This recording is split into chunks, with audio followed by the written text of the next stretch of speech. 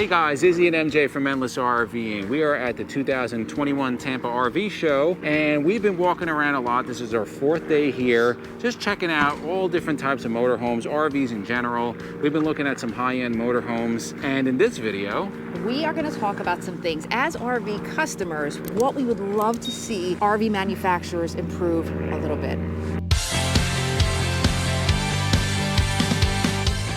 So the first thing we're going to talk about is fit and finish. Now, if you take a look at certain high-end coaches, so for example, Tiffin Zephyr, Integra Cornerstone, of course, all the brands that we love. Allegro Bus, Newmar, Essex, things like that. We are finding things that at that price point, we really would like to see not there if we were going to purchase one of these. Fit and finish definitely is one of them. There's caulking that's just slightly sloppily done, right?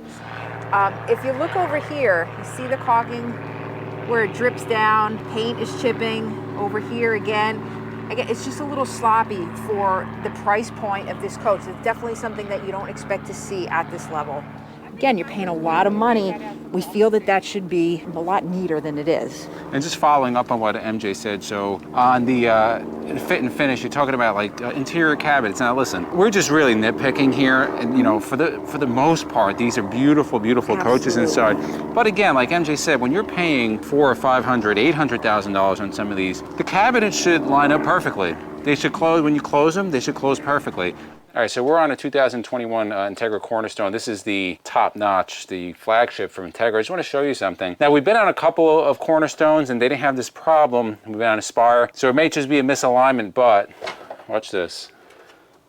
It's not closing, so maybe it was worn out, it's at the show, but this is what you can take into consideration. Top line, it should be engineered that doesn't happen. So this is actually the way it should work. Now, maybe that was just misalignment on the other one. This is an Aspire, which is your entry-level luxury in Integra. Same setup, right? Now watch. That's the way it's supposed to work.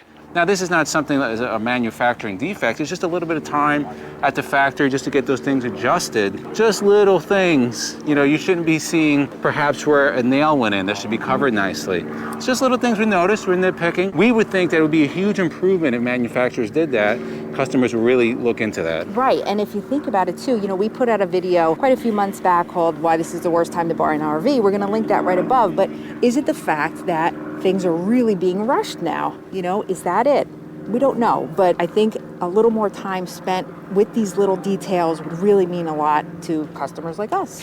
All right, so, you know, like MJ said, why it's a bad time to buy an RV, there are discounts, you know, to be found, and if you find a great deal, that's good. What we have seen, the trend is that the coaches, we were here last year, they have gone up significantly. So, like the Fleetwood Discovery LXC last year, the 44 foot was $299, the show price. This year, it's $325. That's a huge increase of price. Is there a cost on a difference of production? Is there a cost on difference of materials, or is it just, you know, they're able to make a little more money? We don't know. So with increased cost, you would hope there would be some increased, I guess, features and quality. Improvement, yeah, and quality. So another thing, and this is one of Izzy's big pet peeves. You know, Izzy's a little OCD with things being really clean and tight, and I'm somewhat that way too. And sorry about the sun angles here.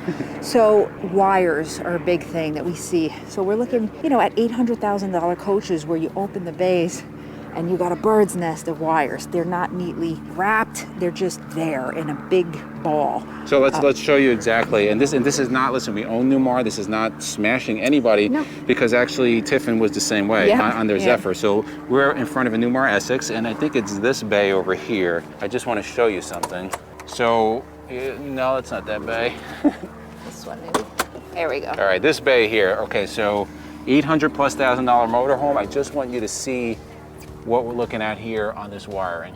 Now, the question I would ask you is that if you were at home and your electrician came home, you paid an electrician a lot of money to wire up your home and it looked like this, would you be happy? I know I wouldn't. Now, this is something that, yes, it's gonna take a little more time, but at this price point, I think a better job could be done. And again, we are not just singling out Newmar. We're actually going to show a little bit on B-roll of Tiffin because it's the same thing. Now, I will give credit to Integra Coach. Yeah. You could see their wires, but they were definitely managed a lot better. Yeah.